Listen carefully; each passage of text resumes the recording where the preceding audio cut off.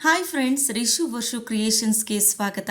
ನಿಮಗೆ ಈ ವಿಡಿಯೋ ಇಷ್ಟವಾದಲ್ಲಿ ದಯವಿಟ್ಟು ಲೈಕ್ ಮತ್ತು ಶೇರ್ ಮಾಡಿ.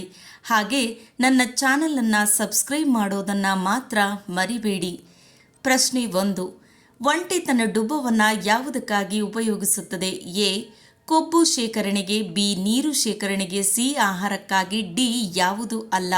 ಸರಿಯಾದ ಉತ್ತರ ಎ. ಕೊಬ್ಬು ಶೇಖರಣೆಗೆ. 2. ಚಹಾ ಕುಡಿಯುವುದರಿಂದ ಯಾವ ರೋಗ ಬರುತ್ತದೆ? ಎ. ಸಕ್ಕರೆ ಕಾಯಿಲೆ, ಮೂಲವ್ಯಾಧಿ, ಕ್ಯಾನ್ಸರ್, ಡಿ. ಆಸಿಡಿಟಿ. ಸರಿಯಾದ ಉತ್ತರ ಡಿ. ಆಸಿಡಿಟಿ.